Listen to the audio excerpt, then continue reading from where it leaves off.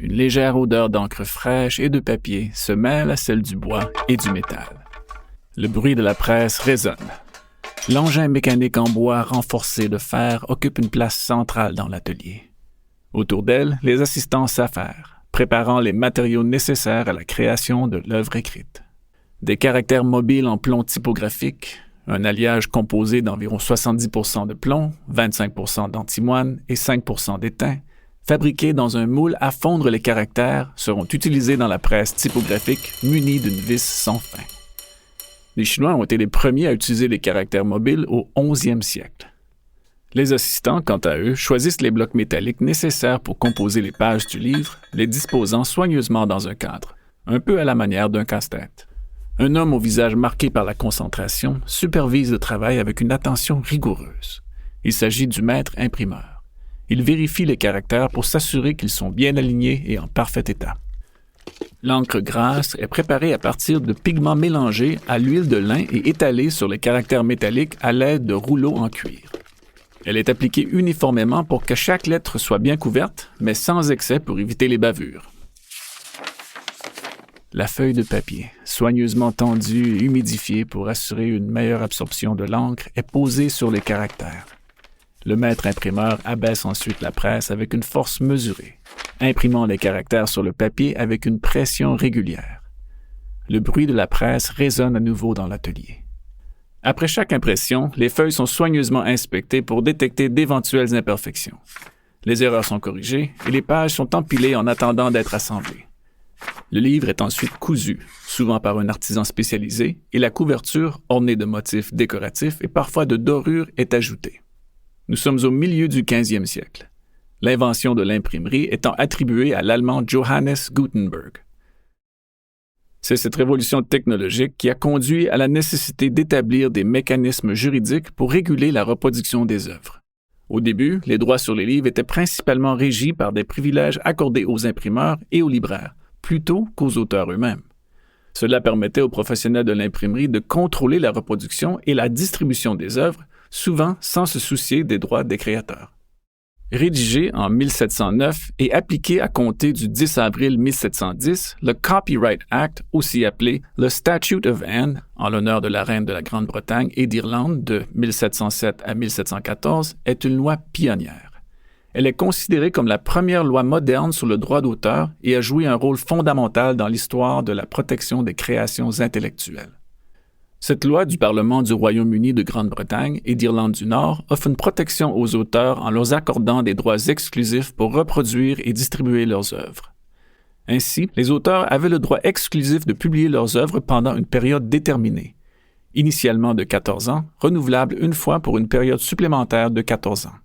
En effet, cette loi établit pour la première fois une durée limitée pour la protection des œuvres, rompant ainsi avec les privilèges de reproduction permanents accordés auparavant aux imprimeurs. Ce changement fondamental visait à encourager l'apprentissage et la création en permettant aux œuvres de rejoindre le domaine public après un certain temps, les rendant ainsi accessibles à tous. En transférant les droits des imprimeurs aux auteurs, le Statute of Anne a favorisé l'émergence d'un environnement plus propice à la création littéraire. Les auteurs, désormais maîtres de leurs œuvres, étaient encouragés à produire et à diffuser leurs écrits. Le Statute of Anne a eu une influence considérable sur les législations sur le droit d'auteur. Cette loi a introduit des concepts clés, comme la notion de droit d'auteur limité dans le temps et la distinction fondamentale entre les droits des créateurs et ceux des éditeurs. Les racines du droit d'auteur au Canada puisent profondément dans le système juridique britannique. Lors de la Confédération en 1867, le Canada, en devenant un dominion britannique, a hérité des lois britanniques en vigueur, y compris celles relatives aux droits d'auteur. Voici le récit captivant d'une loi centenaire qui continue de protéger les créateurs canadiens. La loi sur le droit d'auteur. Le Canada, terre d'envol pour les rêves, nation où les destins se rencontrent. Derrière chaque moment marquant se cachent des visages, des voix, des idées qui ont bâti la nation. Dans 49 degrés Nord, nous vous emmenons au cœur des moments charnières du Canada. Nous explorerons le Canada à travers les femmes et les hommes qui l'ont bâti, les lieux qui ont été le théâtre de son histoire et les événements qui ont marqué son évolution. des exploits méconnus au moment historique décisif. Nous découvrons comment ces éléments s'entremêlent pour créer le pays que nous connaissons aujourd'hui. Ce balado est rendu possible grâce au soutien financier du gouvernement du Canada et du programme Commémoration Canada de patrimoine canadien. Parlez-en à vos proches et abonnez-vous à 49° Nord pour continuer à explorer les histoires captivantes qui ont forgé ce pays remarquable. Avant la Confédération, le droit d'auteur au Canada était régi par la législation britannique. Le Copyright Act de 1842 s'appliquait à la fois au Royaume-Uni et à ses dominiums, dont le Canada. Cette loi prolongeait la durée du droit d'auteur initialement promulguée par le Statute of Anne. Désormais, les œuvres littéraires étaient protégées pour la durée de vie de l'auteur plus 7 ans ou 42 ans après la publication, selon la période la plus longue. Cependant, cette extension de la protection des auteurs ne faisait pas l'unanimité. Thomas Tegg, un éditeur connu pour son commerce de livres bon marché, s'opposait farouchement à la loi de 1842. Lui-même surnommé l'emblème du sentiment anti-droit d'auteur extrême dans le commerce du livre. Il avait bâti sa fortune en réimprimant des œuvres dont les droits d'auteur avaient expiré. L'extension du droit d'auteur, telle que proposée par la loi, menaçait directement son modèle économique. Paradoxalement, bien que motivés par le profit, les arguments de Tegg ont contribué dès lors à alimenter le débat public sur le droit d'auteur et ses implications pour l'accès à la culture et à l'éducation. Ainsi, lorsque le Canada est devenu un dominion britannique en 1867, il a hérité du système de droit d'auteur britannique en vigueur à l'époque, avec ses forces et ses faiblesses. Le Canada tente alors rapidement d'établir sa propre législation en matière de droit d'auteur. Dès l'année suivante, 1868, le Canada adopte, en vertu de l'article 91-23 de la loi constitutionnelle de 1867, sa première loi sur le droit d'auteur indépendante, An Act Respecting Copyrights.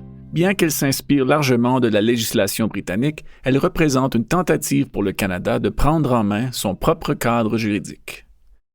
La professeure titulaire Isolde Gendreau, diplômée de l'Université McGill et de l'Université Paris II, membre du Barreau du Québec, elle enseigne le droit de la propriété intellectuelle et le droit de la concurrence à la Faculté de droit de l'Université de Montréal depuis 1991.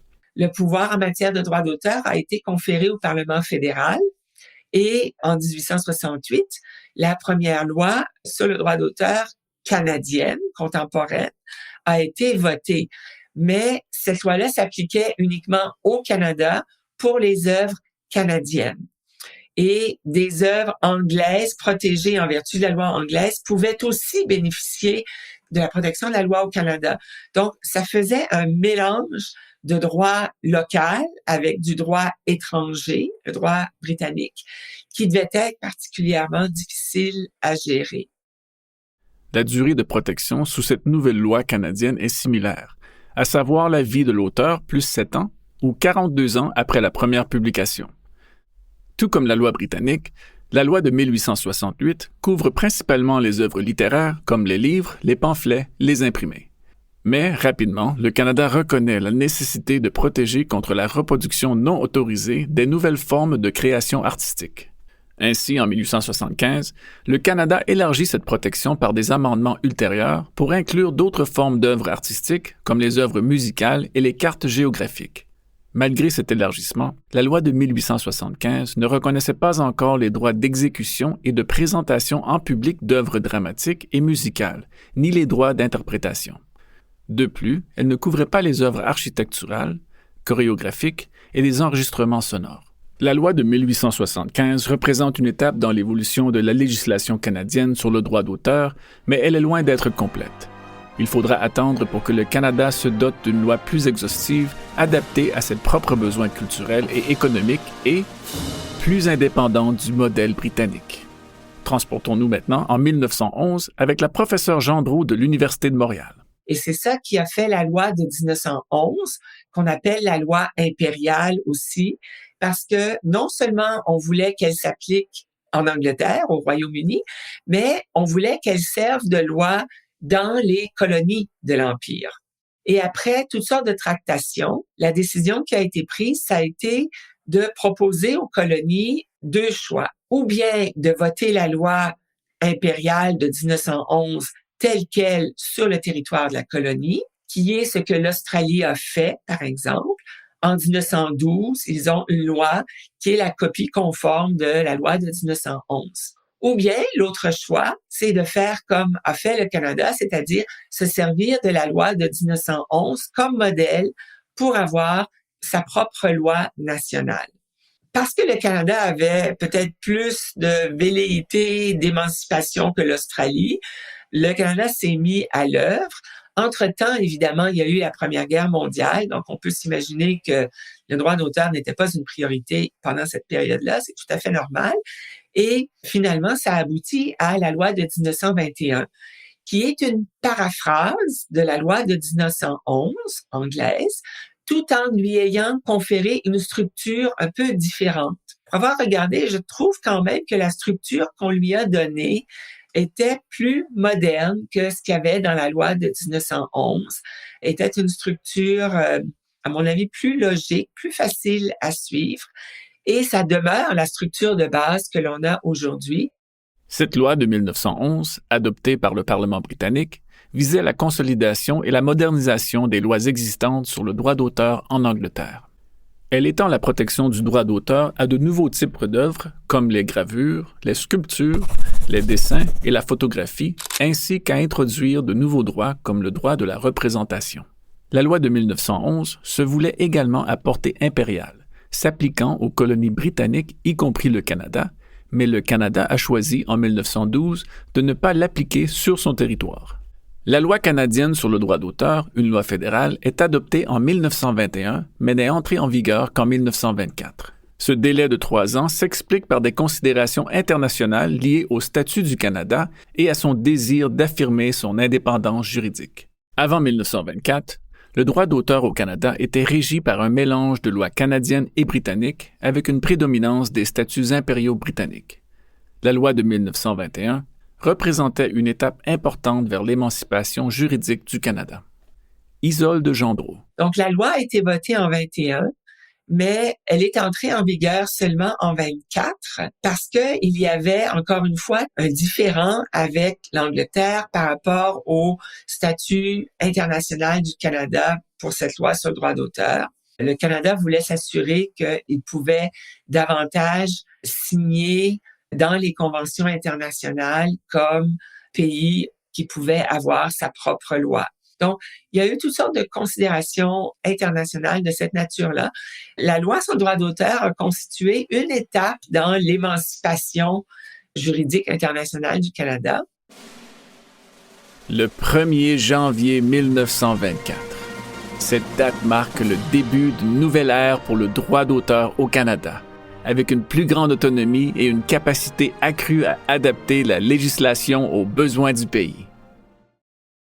La Convention de Berne pour la protection des œuvres littéraires et artistiques, adoptée en 1886, est un texte fondateur du droit d'auteur international. Elle a d'abord été adoptée en 1886 par 10 pays: la Belgique, la France, l'Allemagne, Haïti, l'Italie, le Libéria, l'Espagne, la Suisse, la Tunisie et le Royaume-Uni. Bien que le Royaume-Uni ait signé la Convention, cela n'implique pas automatiquement ses colonies. Cependant, le Canada, en tant que colonie britannique à l'époque, s'est conformé aux principes de la Convention de Berne à travers la législation britannique jusqu'à ce qu'il adopte ses propres lois en matière de droit d'auteur et rejoigne la Convention indépendamment en 1928. Elle joue un rôle crucial dans l'établissement d'un cadre international pour la protection des droits d'auteur, établissant des principes qui sont encore fondamentaux aujourd'hui. À l'époque de sa création, à la fin du 19e siècle, la protection des œuvres littéraires et artistiques varie grandement d'un pays à l'autre, ce qui complique la protection des droits d'auteur à l'échelle internationale. Les auteurs et artistes qui publient, exposent ou diffusent leurs œuvres dans plusieurs pays doivent se conformer à une multitude de lois nationales, souvent contradictoires, ce qui rend la protection inefficace hors des frontières de leur propre pays. La Convention de Berne permet ainsi d'harmoniser la protection des droits d'auteur à travers les pays signataires en établissant des normes minimales que chaque pays doit respecter. L'une des avances majeures qu'apporte la Convention de Berne est l'établissement d'une protection automatique du droit d'auteur, sans besoin de formalités telles que l'enregistrement. Ainsi, dans les pays membres, une œuvre est protégée dès sa création sans nécessité de dépôt. Elle stipule aussi que les œuvres étrangères doivent recevoir la même protection que les œuvres nationales dans chaque pays signataire. Autrement dit, un auteur étranger jouit des mêmes droits dans un pays signataire que les auteurs nationaux. La Convention établit une durée minimale de protection, soit 50 ans après la mort de l'auteur. Les pays signataires pouvaient offrir une protection plus longue, mais pas plus courte. Les droits de l'auteur étaient donc évidemment valides durant toute la vie du créateur. La Convention de Berne protège un large éventail de droits, y compris les droits de reproduction, de traduction, d'adaptation, de représentation publique et de diffusion. Elle reconnaît également le droit moral de l'auteur, qui lui permet de revendiquer la paternité de l'œuvre et de s'opposer à toute modification qui porterait atteinte à son honneur ou à sa réputation. Depuis sa signature en 1886, la Convention de Berne a été revisée plusieurs fois pour s'adapter aux évolutions technologiques et culturelles. Parmi les révisions les plus significatives se trouve celle de 1908 qui introduit la protection des œuvres cinématographiques. La Convention de Berne est l'un des piliers du droit d'auteur international. Elle a mené à la Convention universelle sur le droit d'auteur, adoptée pour la première fois en 1952 sous l'égide de l'Organisation des Nations unies pour l'éducation, la science et la culture, l'UNESCO. Elle établit un cadre de protection des droits d'auteur à une échelle mondiale. Le Canada y adhère en 1967. Cette Convention universelle sur le droit d'auteur offre une base commune pour la protection des droits d'auteur à travers le monde. Elle est conçue pour être plus accessible aux pays en développement ou à ceux ayant des systèmes juridiques moins développés, permettant ainsi d'adhérer plus facilement à un cadre international de protection des droits d'auteur. Elle a été rédigée de manière à pouvoir coexister avec la Convention de Berne. Les pays pouvaient choisir d'adhérer à l'une, à l'autre ou aux deux conventions. La Convention universelle sur le droit d'auteur impose aux pays signataires de reconnaître et de protéger les droits des auteurs sur leurs œuvres, ce qui inclut le droit de reproduction, de distribution et de traduction. Elle fixe des normes minimales de protection, notamment une durée de protection d'au moins 25 ans après la mort de l'auteur. Par ailleurs, contrairement à la Convention de Berne, la Convention universelle sur le droit d'auteur permet aux pays d'imposer certaines formalités pour que les œuvres soient protégées, comme l'obligation de déposer l'œuvre ou de faire figurer un avis de copyright sur celle-ci. Il est aussi important de mentionner l'existence de la Convention de Rome de 1961 ou, de son titre au long, la Convention internationale sur la protection des artistes, interprètes ou exécutants, des producteurs de phonogrammes et des organismes de radiodiffusion. Elle complète ainsi la protection en étendant la couverture des droits de propriété intellectuelle aux acteurs, musiciens, producteurs de disques et chaînes de télévision ou de radio.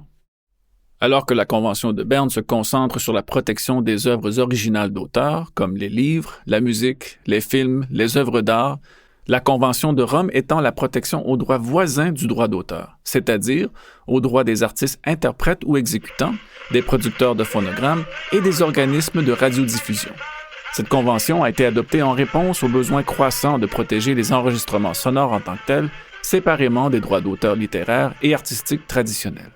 C'est dans ce contexte de développement de normes internationales que le Canada aligne sa législation avec les conventions internationales pour éviter tout conflit juridique et garantir la reconnaissance internationale des droits des créateurs canadiens.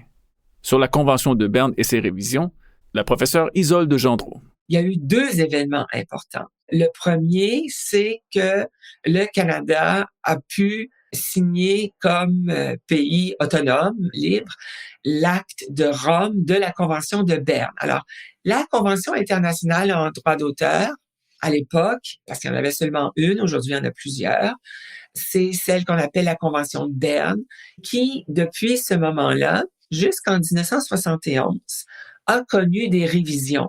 Et à l'occasion des révisions, essentiellement, on recalibre les droits, surtout on ajoute de nouvelles dispositions, on se préoccupe des développements technologiques pour que ça concorde avec le droit international.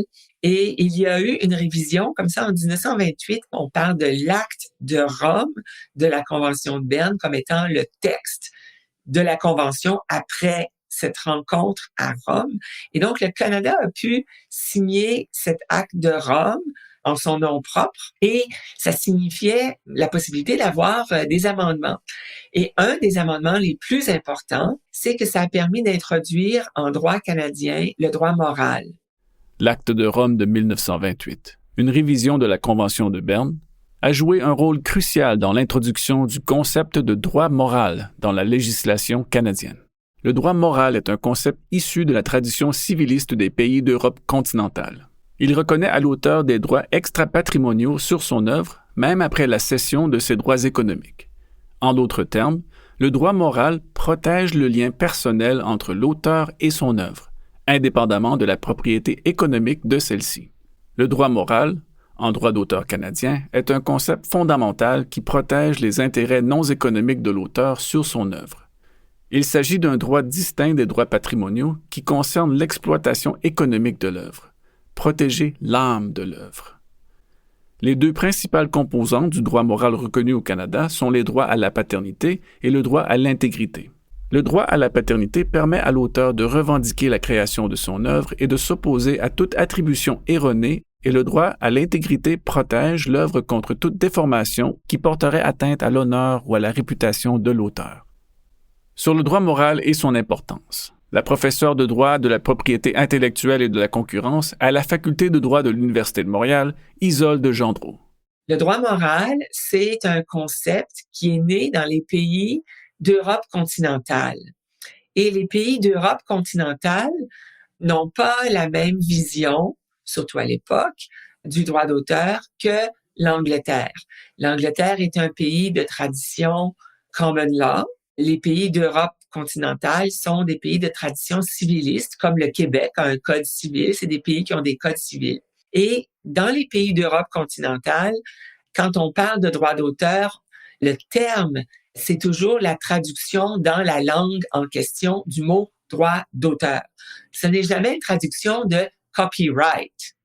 Et parce que la terminologie est une terminologie qui parle de droit d'auteur, mais depuis le 19e siècle, dans ces pays-là, il y a eu tout un courant philosophique, juridique, pour reconnaître que les auteurs, avec la loi qui les protège, sont évidemment intéressés à monnayer leur droit d'auteur, mais ils ont aussi d'autres types d'intérêts à protéger, comme, par exemple, le droit d'avoir son nom sur la couverture du livre, le droit d'être reconnu comme auteur d'une œuvre, ou encore le droit de voir que l'œuvre n'est pas modifiée, n'est pas dénaturée, parce que ensuite l'œuvre circulerait d'une manière qui n'est pas conforme à ce que l'auteur considérait être son œuvre. Ce type de disposition-là, ça fait partie du concept qu'on appelle le droit moral, et les pays comme l'Angleterre et les États-Unis, peut-être encore plus, ne sont pas très friands de ce concept-là. Ils trouvent que ça peut aller à l'encontre des intérêts économiques de ceux qui exercent le droit d'auteur. L'approche britannique, l'approche américaine, c'est une approche qui s'intéresse davantage à la dimension économique du droit, qui veut s'en occuper et qui considère que si on vient jouer là-dedans, on vient compliquer les relations économiques. Mais les pays de droit d'auteur, eux aussi, sont intéressés par la dimension économique. Là, il ne faut pas penser qu'ils sont là uniquement pour les sentiments des auteurs.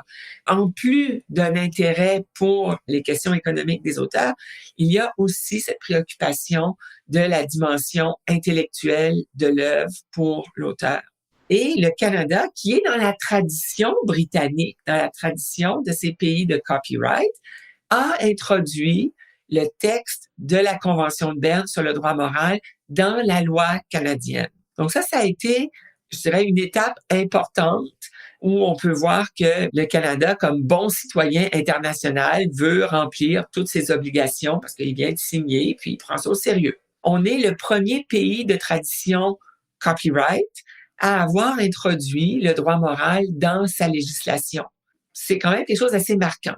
1925.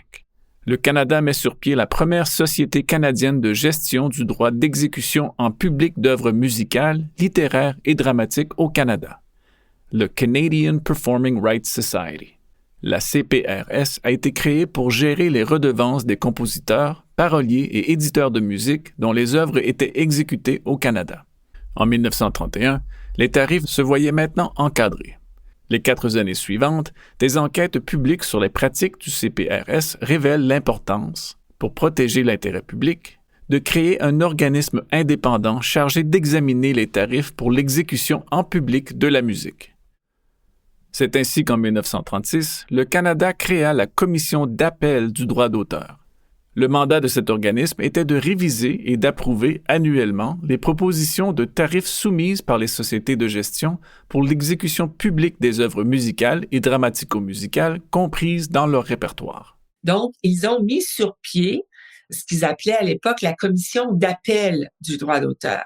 Et ça permettait à un tribunal administratif de regarder ce qui se passait dans la négociation entre les titulaires de droit et les utilisateurs dans des contextes de représentation, des contextes de communication. Et les auteurs, dans ces contextes-là, se forment en société de gestion collective parce que un auteur individuel ne peut pas aller frapper à la porte de toutes les stations de radio ou de toutes les salles de concert pour réclamer quelque chose parce qu'on joue sa musique.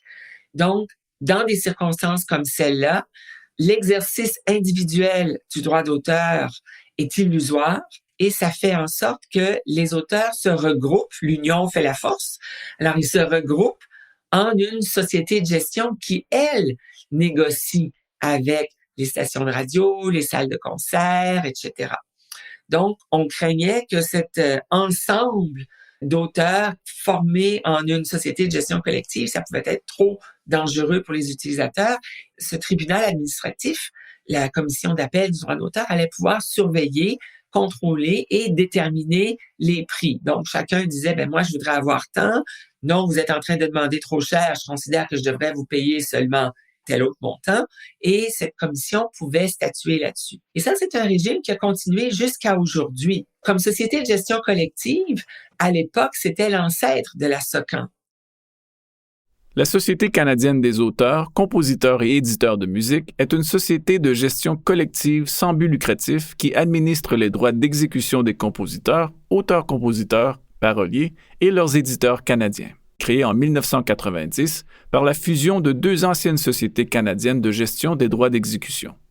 La CAPAC, CAPAC, Composers, Authors and Publishers Association of Canada Limited, fondée en 1925 sous le nom de CPRS, et la PROCAN, Performing Rights Organization of Canada Limited, fondée en 1940 sous le nom de BMI Canada Limited. La guerre est gagnée. Après la Seconde Guerre mondiale, de nombreux pays ont modernisé leurs lois sur le droit d'auteur pour tenir compte des progrès technologiques tels que la radio, Bonsoir, monsieur, dame. Radio 37. la télévision et le câble. Le Canada a cependant adopté une approche différente. Isolde Gendreau. Donc ça a été une étape très importante dans l'évolution du droit d'auteur. La Deuxième Guerre est arrivée et après la guerre, dans un très grand nombre de pays, en Angleterre d'ailleurs, dans les années 50-60, il y a eu aussi toute une époque de renouvellement du droit d'auteur. Parce que non seulement il y a la radio, mais là, il y a la télé. On commence à avoir le câble. Les films prennent plus de place. À cause de ça, les pays ont mis à jour leurs lois sur le droit d'auteur. Il y a eu beaucoup de nouvelles lois sur le droit d'auteur à cette époque-là, vraiment des réformes de fond en comble. Mais le Canada ne l'a pas fait. Alors, le Canada, à partir des années 50, a fait quelque chose qui va sans doute sembler très usuel. On a fait des études, des commissions d'enquête. On a fait des rapports sur différentes questions. On a continué comme ça à faire des rapports jusque dans les années 70-80. Il se passait très peu de choses du point de vue législatif. Qu'est-ce qui s'est produit avec les années 70? Les ordinateurs. Donc, les programmes d'ordinateurs sont devenus particulièrement importants et là, ça a été un mouvement mondial pour faire protéger les programmes d'ordinateurs par le droit d'auteur. Et c'est ce qui a fait en sorte qu'on a commencé au Canada à avoir des modifications à la loi sur le droit d'auteur. Il y a eu donc cette question des programmes d'ordinateurs. Il y avait, en même temps, on peut dire, une certaine vétusté de la loi, mais il y a eu un autre phénomène aussi qui, lui, va continuer à prendre de l'ampleur, c'est celui des accords commerciaux. Vers la fin des années 1960, il est évident que la loi canadienne sur le droit d'auteur, qui date déjà de 1921, est tout à fait désuète. ne répondant plus du tout à la situation technologique et ce, plus particulièrement dans le domaine des moyens de communication, de transmission et de reproduction de l'information.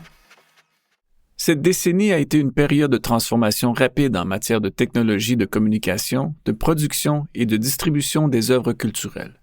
Avec l'essor de la télévision, de la radio, des enregistrements sonores et du cinéma.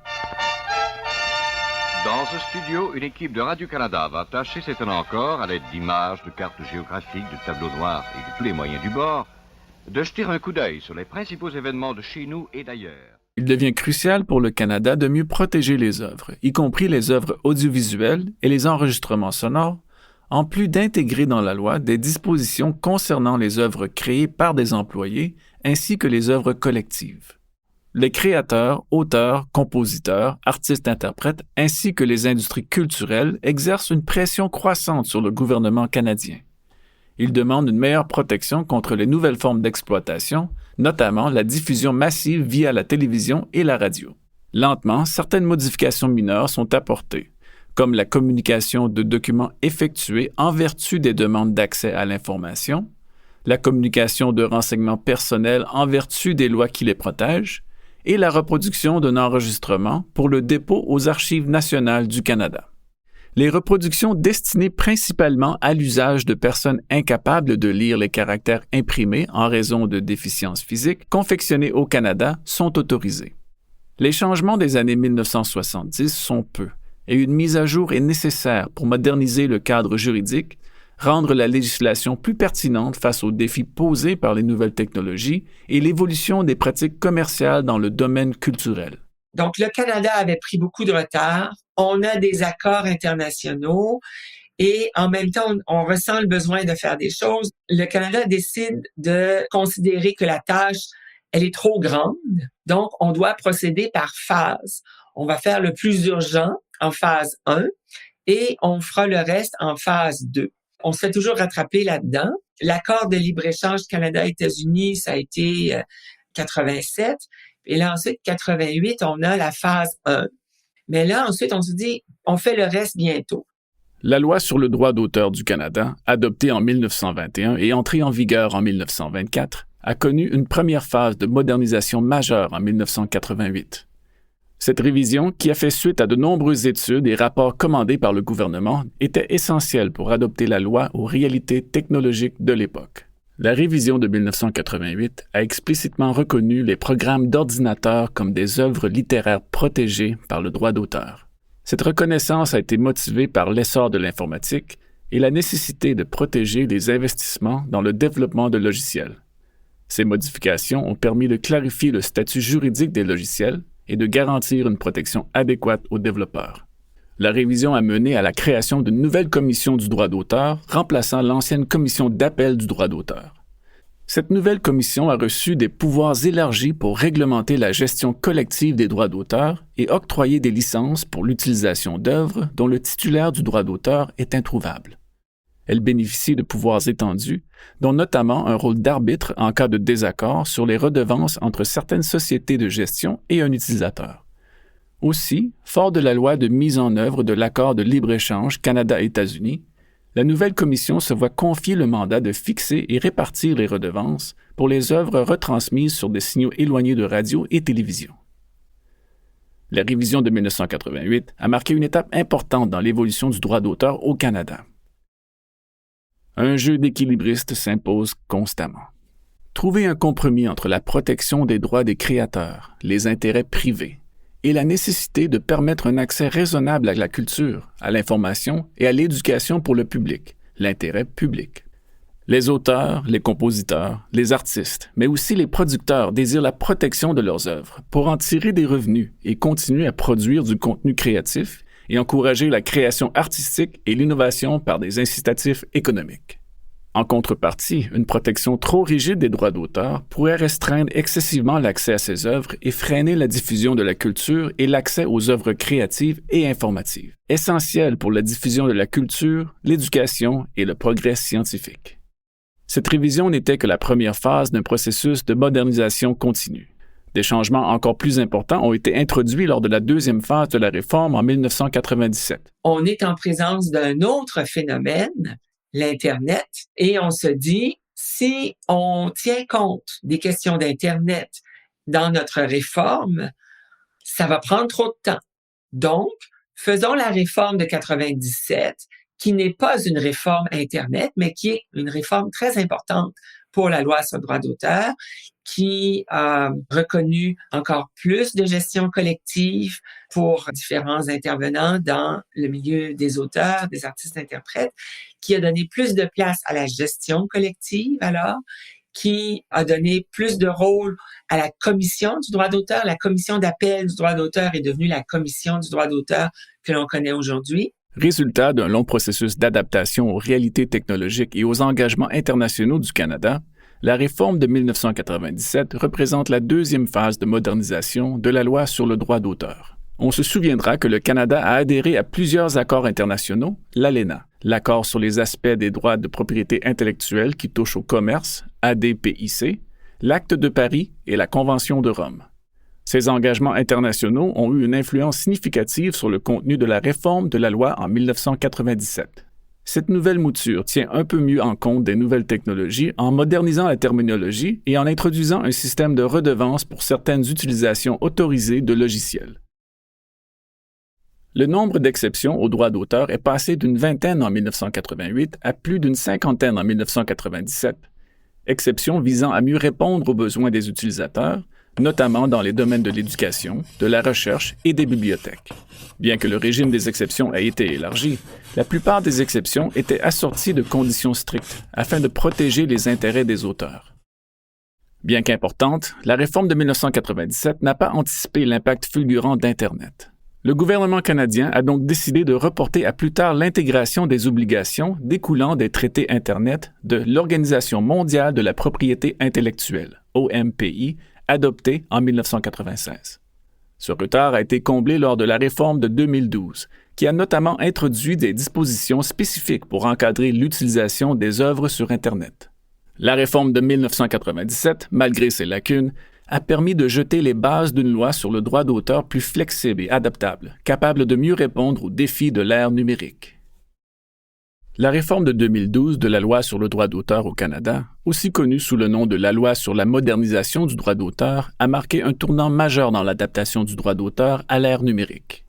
Elle a permis de tenir compte des progrès technologiques et des normes internationales. Elle a de plus clarifié la responsabilité des fournisseurs de services Internet dans le contexte du partage de contenu protégé par le droit d'auteur en ligne. Un autre aspect important de cette réforme a été l'introduction d'un cadre pour l'utilisation des œuvres orphelines, c'est-à-dire les œuvres dont les titulaires de droit ne sont pas identifiés ou localisés, facilitant ainsi leur usage dans des contextes éducatifs ou pour la conservation. Finalement, la réforme de 2012 a élargi l'exception d'utilisation équitable, ce qui a permis aux entreprises, aux enseignants, aux bibliothèques et aux élèves de faire un plus grand usage de matériel protégé par le droit d'auteur, notamment à des fins d'éducation et de recherche. Plus important encore, afin que la loi sur le droit d'auteur puisse s'adapter aux futures innovations, elle devient plus neutre sur le plan technologique. La réforme de 2012 a été accueillie avec un mélange d'enthousiasme et de critique. La modernisation de la loi sur le droit d'auteur pour l'adapter à l'ère numérique a été largement saluée. Les nouvelles exceptions ont été vues comme un moyen pour favoriser l'accès à l'information et à la créativité. Cependant, la suppression des redevances pour certaines exceptions a été critiquée par les auteurs qui craignaient une diminution de leurs revenus. Certains ont aussi exprimé des inquiétudes quant à l'impact de l'élargissement de l'utilisation équitable sur les droits des auteurs. Malgré cela, la réforme de 2012 a tenté de trouver un équilibre entre la protection des droits des auteurs et la promotion de l'accès à l'information et de la créativité à l'ère numérique. Et ça nous amène aujourd'hui à une époque où la question de l'Internet n'est pas complètement réglée, je dirais, en termes de mise en œuvre. Les dispositions de la loi sont là, mais il y a différents problèmes aussi. Mais là, qu'est-ce qui nous arrive? L'intelligence artificielle. Alors, vous voyez que ça va plus vite que le rythme qu'on peut avoir d'un point de vue législatif.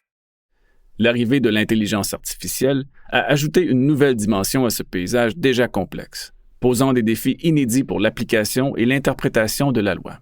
En effet, l'IA a introduit de nouvelles complexités dans le domaine du droit d'auteur, soulevant des questions sur la création, la propriété et l'utilisation des œuvres générées par les intelligences artificielles. La professeure titulaire Isolde Gendreau. L'intelligence artificielle, en fait, ce que ça fait surtout, c'est que ça remet en question toujours des concepts traditionnels. Pour le moment, de ce qu'on peut comprendre, ce n'est pas tellement parce que ça ajoute quelque chose qui est extrêmement différent de ce que l'on a jusqu'à maintenant, mais ça nous oblige à revoir certains concepts et en particulier la notion de reproduction. Donc, c'est quand même un peu particulier de voir que on continue de s'interroger sur la nature même de ce qui constitue une reproduction, alors que c'est quand même le plus vieux des droits de la propriété intellectuelle, le droit de reproduction. Mais ça se situe à 2 étapes essentiellement. L'entraînement de l'intelligence artificielle qui nécessite la copie de beaucoup de choses et ensuite ce qui sort de l'intelligence artificielle, le produit qui en sort. Est-ce que l'entraînement de l'intelligence artificielle signifie qu'on a besoin d'obtenir l'autorisation des auteurs? À l'autre bout de la production, est-ce que ce qui sort de l'intelligence artificielle est une œuvre au sens du droit d'auteur? Si elle l'est, qui est son auteur? Parce que traditionnellement, on a toujours compris que bien une œuvre a besoin d'un auteur, personne physique. Donc, avec l'intelligence artificielle, cette identification de l'auteur prend une autre dimension. Et dans la question de la reproduction des œuvres qui ont servi à l'enregistrement, vous avez le fait que on nourrit l'intelligence artificielle de très grandes quantités d'œuvres pour obtenir un certain produit. D'habitude, dans la copie d'une œuvre, ce qui nous permettait de dire que c'était une copie de l'œuvre, c'est qu'on arrivait à reconnaître l'œuvre à partir de laquelle on avait travaillé. On arrivait à reconnaître l'œuvre copiée, l'œuvre d'origine. Tandis qu'avec le processus fait par l'intelligence artificielle, c'est extrêmement difficile, pour ne pas dire presque impossible, d'identifier précisément une œuvre qui aurait servi à l'entraînement dans le produit final. Donc, ça vient vraiment compliquer l'analyse de la notion de reproduction. L'IA peut créer des œuvres qui ressemblent à des créations humaines. La question se pose de savoir si ces œuvres peuvent être considérées comme originales et donc protégeables par le droit d'auteur. Comment déterminer qui détient les droits d'auteur sur une œuvre créée par l'IA? Le développeur de l'IA, l'utilisateur qui a fourni les données ou l'IA elle-même? Défi juridique majeur qui ne semble pas, pour l'instant, trouver réponse dans la loi actuelle sur le droit d'auteur. Selon les critères du talent et du jugement pour déterminer si une œuvre est originale, on peut présumer que la loi protège l'auteur ou le créateur humain. Mais avec la présence incontestable de l'IA, capable de créer des œuvres qui ressemblent à des créations humaines, cette présomption est contestable. Le droit moral, ce concept ancré en droit d'auteur canadien, protège le lien personnel entre l'auteur et son œuvre. Est-ce que seul un humain peut en bénéficier? L'arrivée de l'IA soulève des questions fondamentales sur la création et la titularité du droit d'auteur lorsque des œuvres sont générées par des systèmes d'IA. L'émergence de l'IA et sa capacité à créer des œuvres soulèvent des questions importantes qui pourraient nécessiter une révision de la loi canadienne sur le droit d'auteur afin de clarifier la notion d'auteur et la titularité du droit d'auteur dans le contexte de la création par l'IA. En premier lieu, toujours pour aller par étapes, parce qu'on a beaucoup de mal à faire des choses de manière globale, est-ce qu'ils vont vouloir commencer par un simple, je dirais, recalibrage de la loi, mettons, faire face à tous ces problèmes ou une grosse partie de ces problèmes actuels sans viser la question de l'intelligence artificielle, pour se donner un peu le temps de voir quand même comment ça évolue, parce que il faut reconnaître qu'il y a beaucoup d'inconnus actuellement et beaucoup d'études, beaucoup de jurisprudence qui risque de sortir des États-Unis aussi sur cette question-là. Et les décisions des cours un peu partout, pas seulement aux États-Unis, mais en Europe ou dans n'importe quel pays où ça peut se produire, le phénomène étant tellement global, ça montre différentes approches, différentes idées, différentes façons de concevoir la situation. Donc, l'inspiration, elle peut venir de partout. Peut-être que pour avoir l'impression d'avancer un peu, on pourrait souhaiter avoir une première réforme qui serait une réforme selon ce qu'on appellerait l'agenda national pour pouvoir voir venir l'intelligence artificielle. D'ailleurs, en 2026, on doit revoir le deuxième accord ALENA qu'on a avec les États-Unis et le Mexique. Vous savez, il y en a eu un premier, puis il y en a eu un deuxième.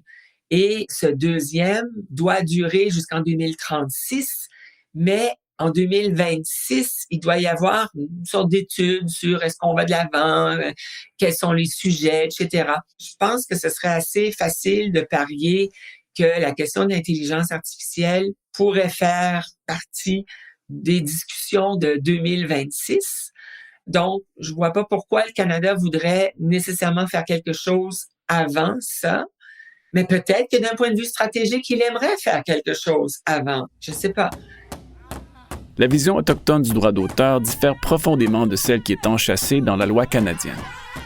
Cette divergence fondamentale crée des tensions et des obstacles à la protection adéquate des savoirs et des expressions culturelles autochtones. L'une des principales sources de friction réside dans la notion même d'auteur. Le droit d'auteur canadien est ancré dans une vision individualiste de la création où l'auteur est unique et identifiable.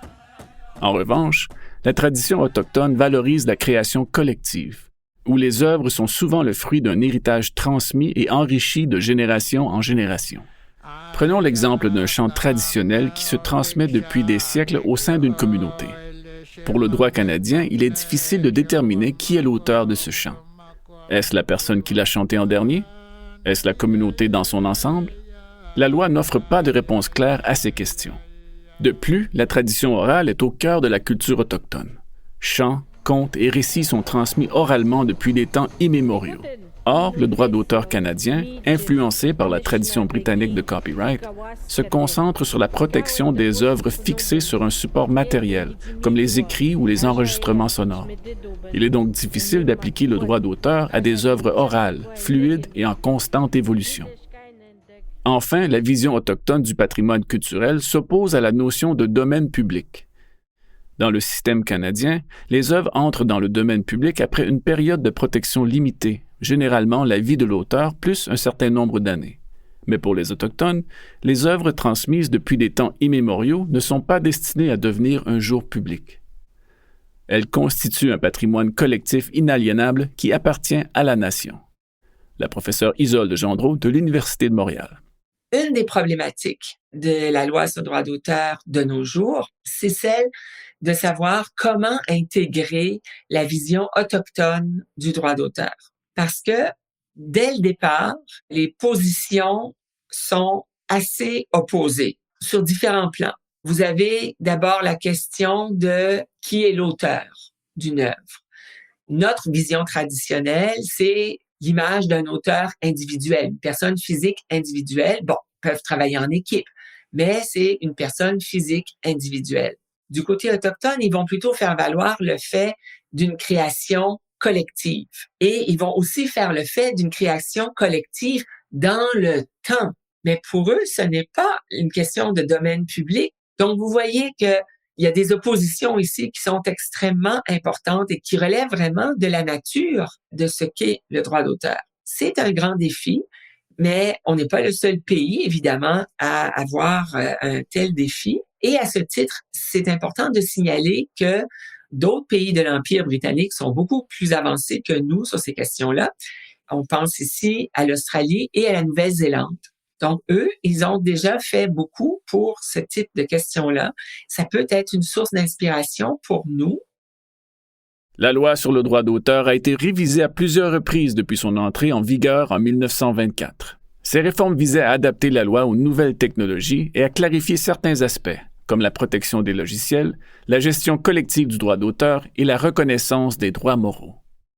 Aujourd'hui encore, la loi sur le droit d'auteur est en constante évolution. L'arrivée de l'intelligence artificielle pose de nouveaux défis. Comment la loi peut-elle s'adapter à la production d'œuvres par des algorithmes? Un autre défi majeur est l'intégration de la vision autochtone du droit d'auteur.